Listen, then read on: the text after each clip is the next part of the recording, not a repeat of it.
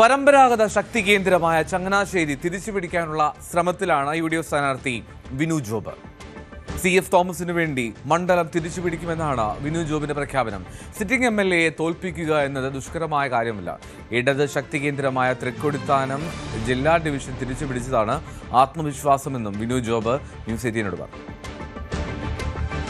UDFന്റെ പരമ്പരാഗത മണ്ഡലമായ ചങ്ങനാശ്ശേരി കഴിഞ്ഞ തവണ കേരള കോൺഗ്രസ് എം സ്ഥാനാർത്ഥി ജോബ് മൈക്കിളിലൂടെ നഷ്ടമായി. ചങ്ങനാശ്ശേരി നഷ്ടമായി. എന്തായാലും ഇത്തവണ അത് തിരിച്ചുപിടിക്കാൻ വിനു ജോബാണ് എത്തുന്നത്. തിരിച്ചുപിടിക്കുക എന്നുള്ള വലിയ ദൗത്യമാണ്. തിരിച്ചുപിടിക്കുക എന്നുള്ള വലിയ ദൗത്യമൊന്നുമല്ല. കാരണം എന്നാന്ന് വെച്ചാൽ ചങ്ങനാശ്ശേരി ഒരു ജനാധിപത്യ വിശ്വാസികളുടെ ഒരു മണ്ഡലമാണ്. 40 വർഷമായി CF തോമസ് സാറായിരുന്നു അവിടുത്തെ MLA. സാറിനെക്കുറിച്ച് എല്ലാവർക്കും അറിയാവുന്നതാണ്. ജനങ്ങളുമായിട്ട് ഏറ്റവും കൂടുതൽ ബന്ധമുള്ള ഒരു MLA ആയിരുന്നു. അദ്ദേഹം മന്ത്രിയുമായിരുന്നു.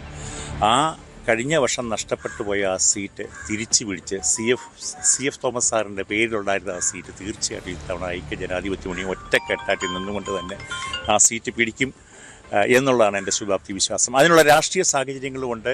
ജനങ്ങൾക്ക് ആ ഒരു കാര്യം മനസ്സിലാക്കി തുടങ്ങിയിട്ടുമുണ്ട്. 100% ഇത്തവണ സിറ്റിംഗ് MLA ആണല്ലോ മത്സരിക്കുന്നത്. അതൊരു വെല്ലുവിളി ഉണ്ടോ? എങ്ങനെയാണ് അത്? സിറ്റിംഗ് MLA 140 സ്ഥലങ്ങളും ഉണ്ടല്ലോ എല്ലായിടത്തും. പക്ഷേ ഏതായിട്ട് മത്സരിക്കുകയും ചെയ്യുള്ളൂ. അത് സാരമില്ല. സിറ്റിംഗ് MLA തോൽപ്പിക്കുക എന്ന് പറയുന്ന വലിയ ദുഷ്കരമായ കാര്യമൊന്നുമില്ല. ഞാൻ ആരെയും കുറിച്ച് മോശം പറയുന്നില്ല. ഞാൻ UDF സ്ഥാനാർത്ഥിയായിട്ട് മത്സരിക്കുന്നു. ഞങ്ങളെല്ലാവരും ഒരുമിച്ച് നിൽക്കുന്നു. ചങ്ങനാശ്ശേരിയിൽ ഒറ്റക്കെട്ടാണ്. എനിക്ക് ചങ്ങനാശ്ശേരിയെക്കുറിച്ചൊരു സ്വപ്നമുണ്ട്. എൻ്റെ സ്വപ്നം പ്രാവർത്തികമാക്കാൻ വേണ്ടി എല്ലാവരുമായിട്ട് ആലോചിച്ചുകൊണ്ട് തന്നെ മുന്നോട്ട് പോകാൻ വേണ്ടി തന്നെയാണ് ഞാൻ ശ്രമിക്കുന്നത്. തൃക്കൊടിത്താനത്തെ ഒരു വിജയമാണോ ഒരു പ്രധാന കോൺഫിഡൻസ് ആയിട്ട് വരുന്നത്?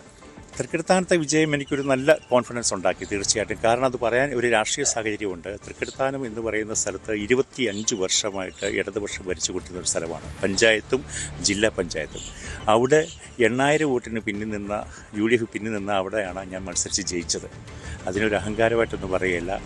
ഈ ഐക്യ ജനാധിപത്യ മുന്നണി പ്രവർത്തകർ മുഴുവൻ ഒറ്റക്കെട്ടായി നിന്നുകൊണ്ടാണ് അത് വിജയിച്ചത്. ഒപ്പം തന്നെ ഞാൻ കുറ്റം പറയുന്നില്ല. CPM-ഉം CPI-യും BJP-യും വരെ എനിക്ക് വോട്ട് ചെയ്തിട്ടുണ്ട്.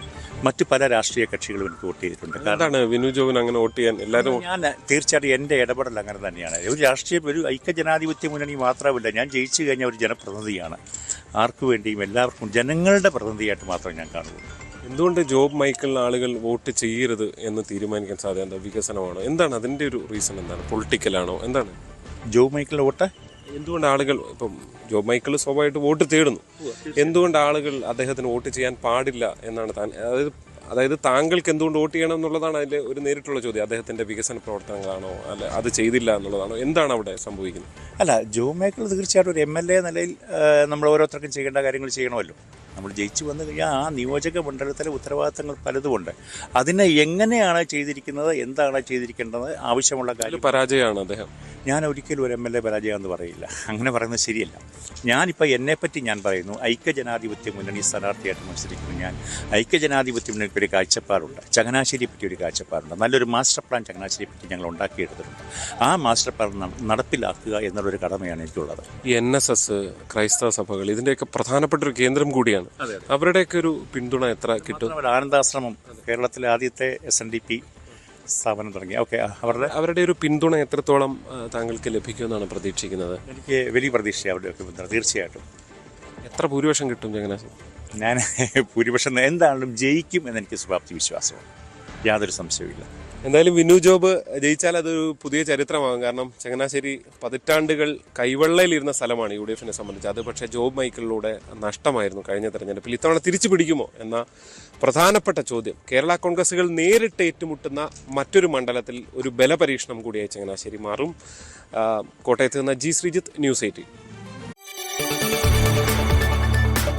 കൂടുതൽ വാർത്തകൾക്ക് news 18 Keralam YouTube channel subscribe ചെയ്യുക.